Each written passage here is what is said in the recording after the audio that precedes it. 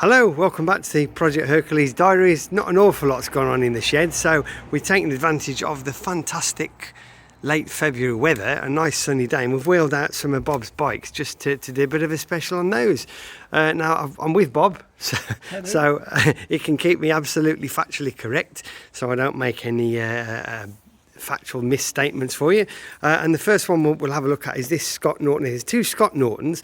One's a Norton engine in a Scott frame, and one's a very special Scott engine in a Norton frame, but more on the second bike in a bit.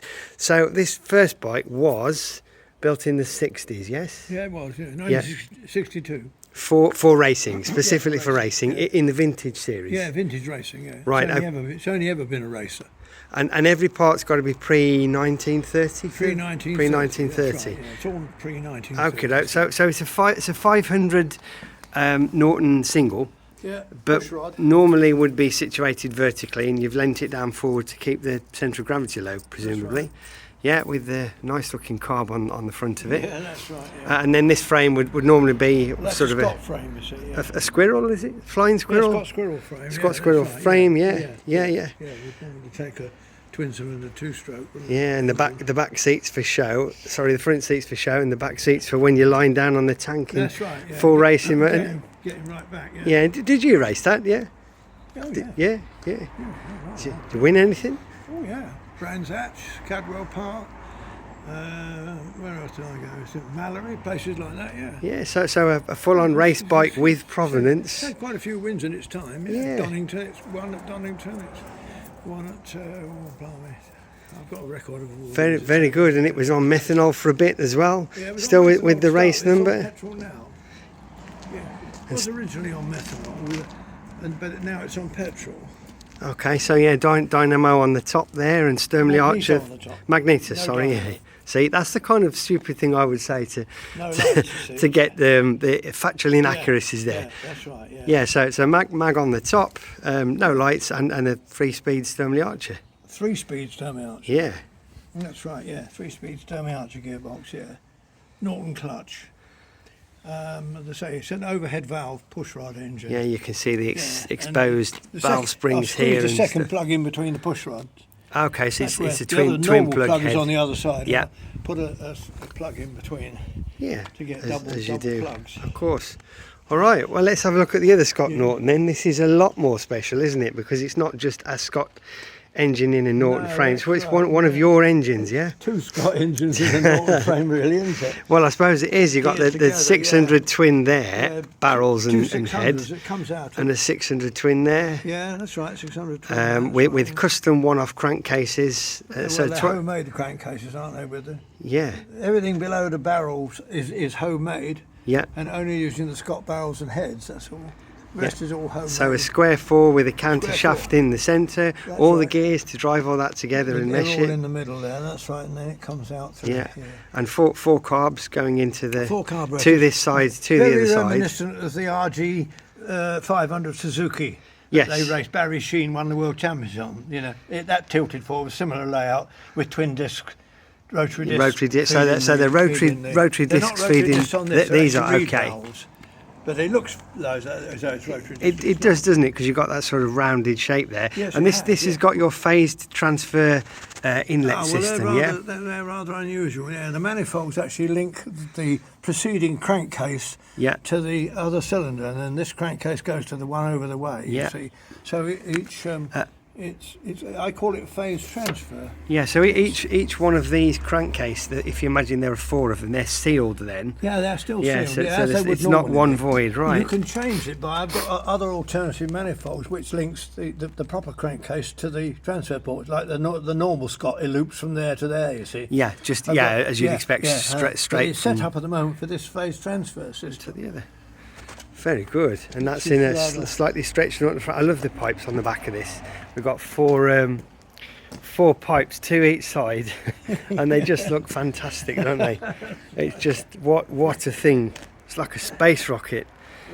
Yeah, it's a good job. I mean, it doesn't look like you've thrown it together by any stretch. It sort of fits in there quite well, doesn't it? Yeah. The frame's had to be modified. It's had to be lengthened by about 6 inches. Yeah. And it's had to be widened. You'll notice at the front, it's widened here to get the exhausts Ah, okay, yes, to get clearance. Norton comes straight away down, and all the whole of the frame is wider to get the Scott in, lengthened and widened. But it handles all right. Handles quite well. Otherwise, it's all. Yeah, I mean, straight line stability, I imagine, is pretty good. It's pretty good, yeah. It's got a Norton AMC type gearbox in there and clutch arrangement. I recognise that. That's the back of the Dynastart, the same one we're planning to use for us. Yeah, that's the sort of thing you're going to put on this one of yours. Yeah, that's the Dynastart start. Yeah. Yeah. That's right. It's gone in there underneath, tucked in there, and Very it's good. got sidecar springs to take the heavier weight. Okay, in the front forks, end. Yeah. Otherwise, with a normal spring, there's too much. It's too heavy for the. So it's got for the sidecar springs. Yeah. Well, and, all in all, there we go. What's it done? About 2,000 or 3,000 miles, I suppose, in total. Yeah. Is it ride all right? Is it pull well? Oh yeah, pulls. Oh, excellent. Bags of power. Yeah. Yes, it's certainly got plenty of grunt. I suppose it's a bit of a dumb question because it's a 1200 two-stroke. It should be quite good, shouldn't it? Yeah. Goodness, it doesn't half go. Yeah. Yeah. It pulls about 3-to-1 top gear. Right. Very high top gear. Yeah. To keep the revs down and plenty of torque. Yeah, and it looks the part. Yeah. Well, it's equivalent to an 8-cylinder 4-stroke, of course, isn't it? Yes. Firing wise, Yeah. isn't it? Yeah. It's like having an 8-cylinder. Yeah. Well, we can't start any of these because we'd need to fresh fuel and oil and mix and charge the batteries. But I think they probably enjoy seeing the daylight again, don't they? And then the very, very far side, we've got the CW. We come to a rather unique special. Yeah. Both frame and engine here are homemade again. Right. But this frame is completely made from scratch. It's not a modified Norton or Scott frame like this. Okay. This engine, Steve Linsell made the actual frame. Okay. And it's a sort of a cradle. It's a assembly. special cradle for that specific engine. Yeah. But it's got a counter shaft here, you see, where the pivots, the rear suspension pivots, chain pivots about the counter shaft, but the actual gearbox shaft is over here. So there's an intermediate chain. Like a little jock, I think I can see it in there. That connects this rear wheel sprocket to the output of the gearbox. Point is presumably. At the same time, it drives this output shaft when the bike's rolling, drives the alternator. Yeah. The alternator doesn't start to work until the bike rolls forward, and there's a chain there which drives the alternator. Right, like an old push bike. I think the alternator starts to charge at about 20 miles an hour. Right. Suddenly see it. And the point of this presumably is that as the swinging arm goes up and down, the distance is the same. So there's no chain tension difference as you travel up and down. But really good on a trials bike, that, wouldn't it, with a lot of suspension travel. Right, yeah. The engine itself, of course, is a 500cc single-cylinder sleeve valve. Right, or entirely the whole thing homemade. The whole thing completely homemade. Yeah, and that's a 2-stroke 500 sleeve valve. Yeah, that's right. And the 4-stroke is the same engine mount, so you would swap straight in. Put the diesel. And the diesel, right? Put all 3 engines into this frame. They'll just go straight in. All the same fixings. Absolutely. So when you get the diesel running. Yeah, well, yeah. So whoever gets the diesel running. It's number 2 on my list, Bob. Get the diesel running. We'll need this bike. Yeah. It's got an MZ headlamp. Yes. Right. Norton forks. Yeah. And wheel. Yeah. Royal Enfield rear wheel. Yeah. I mean, this really is a special. It is, yeah. Yamaha generator. Yeah, I recognise the Yamaha generator. Norton clutch and gearbox, yeah. Homemade engine.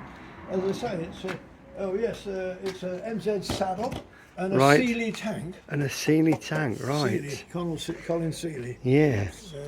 Type tank. That's it. Yeah, well.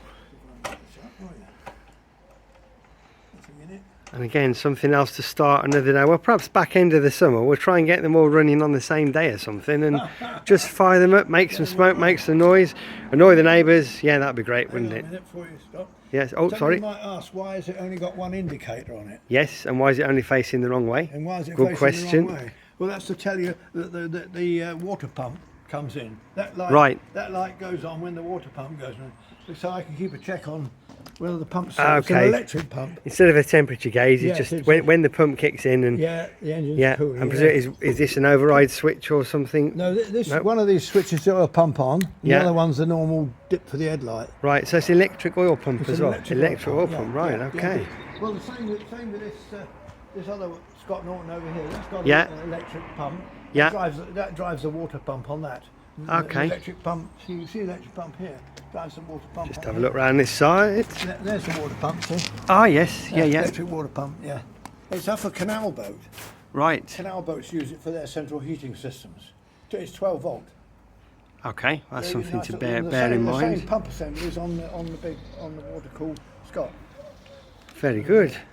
All right, well, thanks Thanks for letting us take the videos and giving us a good look around those. That's fantastic. I'm going to end this now or I run out of memory space on my phone. But as usual, thanks for watching and more updates will follow.